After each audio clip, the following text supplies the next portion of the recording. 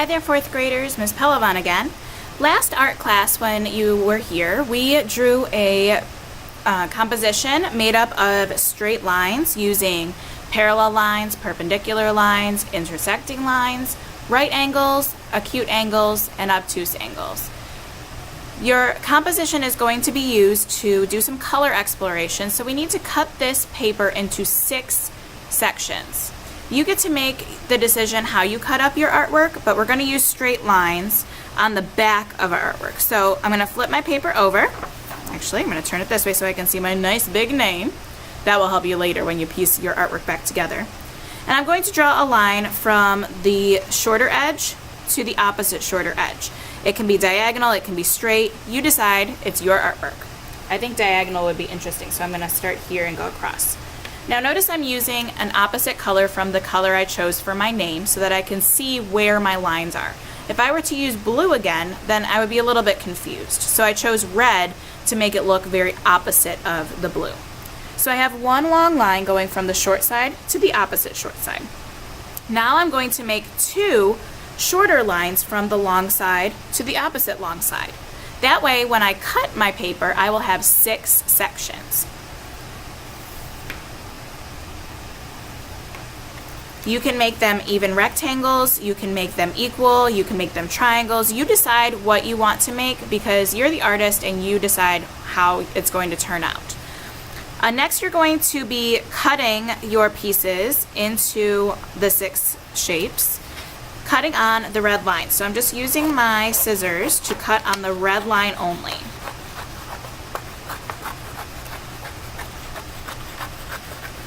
You're going to be painting 6 color groups, so that's why we need 6 pieces of our artwork. So there's 1,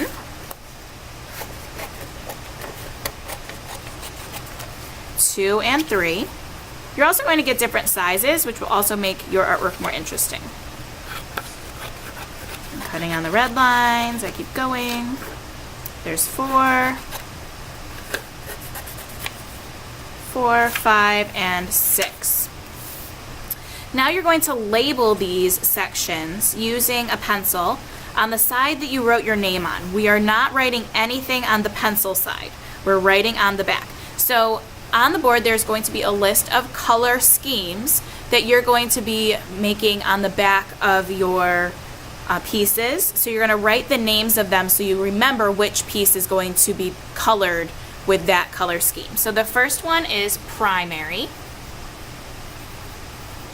Primary colors are red, yellow, and blue. This information will be on the board for you later. So I'm going to set that aside. The next color grouping is secondary. And those colors are orange, violet, and green. Set that aside. My next color grouping is called tertiary. This is where things get a little complicated and confusing. Tertiary is a primary color, P is for primary, plus a secondary color, and that will equal a tertiary color. So you have to do a little bit of color math there. The next group is called analogous. Analogous is the neighbors. There's 3 neighbors that are right next to each other on the color wheel. We'll talk about that some more later.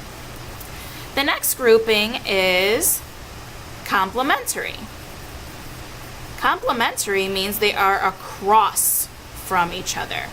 So they are across on the color wheel. And it's usually 2 that are across from each other. And the last one, this little tiny piece here, is going to be monochromatic. We talked about monochromatic when we did our self-portraits at the beginning of the year, and that means you just use a shades of one color. So I have my little notes on the back of my pieces, and I'm ready to add some color. That video will be for another day. So we're going to save these pieces by putting them into a plastic bag, and we'll use them next art class.